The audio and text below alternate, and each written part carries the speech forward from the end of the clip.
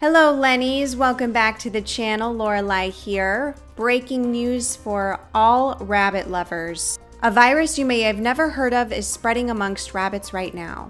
The cottontail rabbit papillomavirus, also known as CRPV or the Shope papillomavirus. If you own a pet rabbit or there are wild rabbits around you, this is something you absolutely need to know about. Today, we're going to do a deep dive into what it is, how it originated, can it spread, and most importantly, should you be worried? And stay tuned until the end because I'll be covering what to do if you spot a wild rabbit with the virus. And just a quick little reminder before we hop into the video, I have recently reopened phone consultations again. So if you would like a one-on-one phone call where we build together a personalized plan addressing all of your rabbit care issues, please click the link below. And I really look forward to speaking with you. What it is. The cottontail rabbit papillomavirus, also known as CRPV or the Shope papillomavirus, is a contagious virus that causes wart-like growths on a rabbit's skin. These papillomas usually appear around the face, the lips, the eyelids, or the nose. And while they may start small, they can become large enough to interfere with eating or vision. On their own, papillomas are not usually deadly, but they can make a rabbit more vulnerable to infections. How it originated. This virus was first identified in the 1930s by Dr. Richard Shope.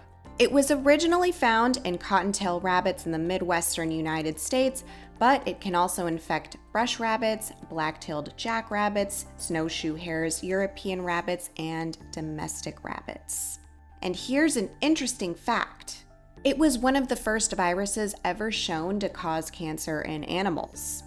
Studying how CRPV turned benign papillomas into malignant tumors helps scientists understand how papillomaviruses work in general.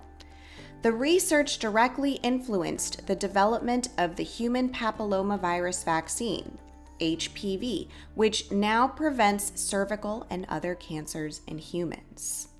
Okay, the big question, does it affect domestic rabbits? Yes, domestic rabbits can be infected. Wild rabbits are the carriers, but domestic rabbits can develop papillomas if exposed to them. And this raises the big question, should you be worried as a rabbit owner? So the short answer is yes, you should be cautious, but not panicked. Most rabbits will not die from this virus. However, considering how fragile rabbits are, it can lead to pain, discomfort, eating problems, and in some rare cases, cancer. The real concern is with comfort and long-term health. So, for example, if your rabbit develops any of these large tentacles anywhere near their mouth or their eyes, it could interfere with eating and then their appetite, and then they could go into GI stasis. If tentacles develop around the eyes,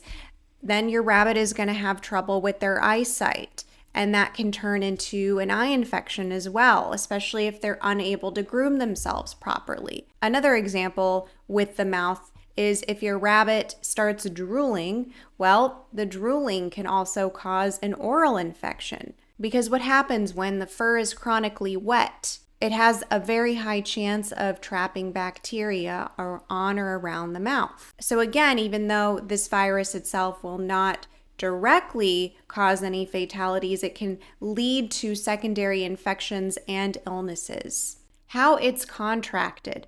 The virus spreads through direct contact with infected rabbits, contaminated food bowls, bedding, or even through insects like fleas and mosquitoes. That means your bunny doesn't have to meet a wild rabbit face-to-face in order to get the rabbit papillomavirus. A single mosquito bite could carry the virus. And then if you handle a wild rabbit and touch your rabbit, you could spread it.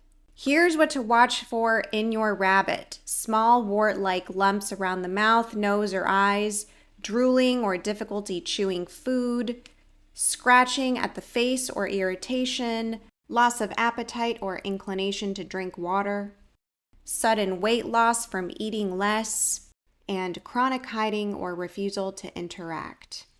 If you notice these signs, call your vet. As a rabbit owner, being proactive makes all the difference. Prognosis and cure. There is no cure that wipes the virus out completely, at least not yet. Some papillomas shrink and disappear while others grow. Vets may be able to remove the growths if they do interfere with eating, but pain management and preventing infection are critical. So with good care, rabbits can recover.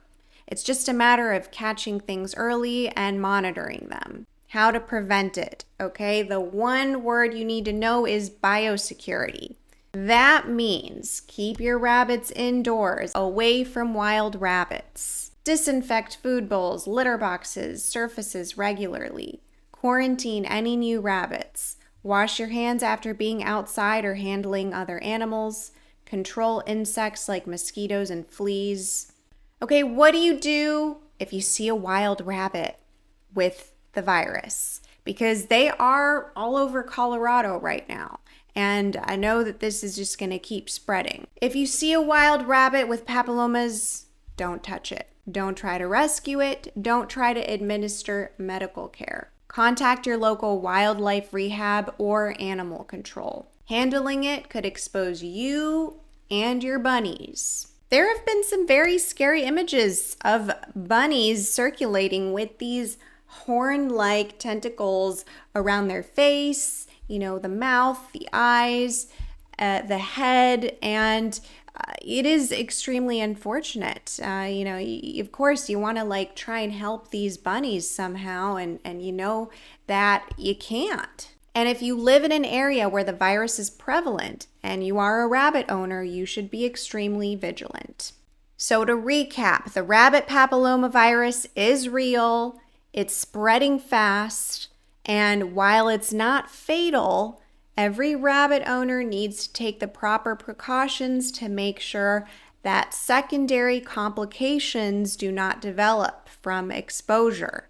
CRPV is a reminder that good hygiene, quarantine practices, and keeping pets separate from wildlife are all part of responsible pet ownership. These little steps don't just protect your rabbit, they protect an entire community. Have you guys seen this wherever you live? If you have, comment down below. If you haven't, what do you think about this virus? Do you think a vaccine should be developed? And make sure your rabbits stay inside, please. Thank you so much for tuning in, guys. I will catch you all soon. Bye.